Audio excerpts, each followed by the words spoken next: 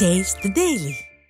நீலகிரி மாவட்டம் கூடலூர் பகுதி என்பது தமிழ்நாடு, கேரளா, கர்நாடகா என 3 மாநிலங்களை இணைக்கும் ஒரு பகுதியாக இருந்து வருகிறது.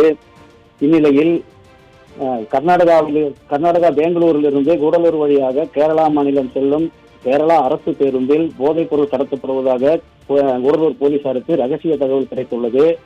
ரகசிய தகவலின் அடிப்படையில் கூடலூரை அடுத்த தொரப்பள்ளி பகுதியில் உள்ள வனத்துறை சோதனை சாவடியில் கூடலூர் போலீசார் வாகன சோதனையில் ஈடுபட்டனர். அப்போது கர்நாடகா பெங்களூரிலிருந்து கூடலூர் வழியாக குருவாயூர் செல்லும் கேரளா அரசு பேருந்தை போலீசார் சோதனைக்கு உட்படுத்தினர்.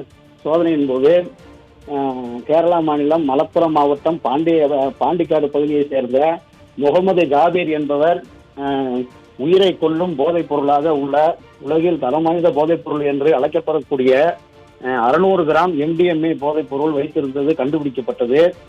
அவர் வைத்திருந்த MDMA போதைப் பொருளை கைப்பற்றிய போலீசார் அவரை கைது செய்து போதைப் பொருட்கள் இவர் எங்கிருந்து கொண்டு வருகிறார், யாரிடம் வாங்கி வருகிறார், யாருக்கு சப்ளை செய்கிறார் என்ற முறையில் கோணத்தில் தீவிர விசாரணை நடத்தி வருகின்றனர்.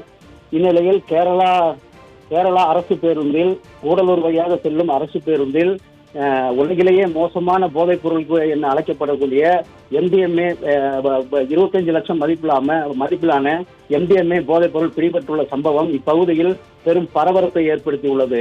அருள்.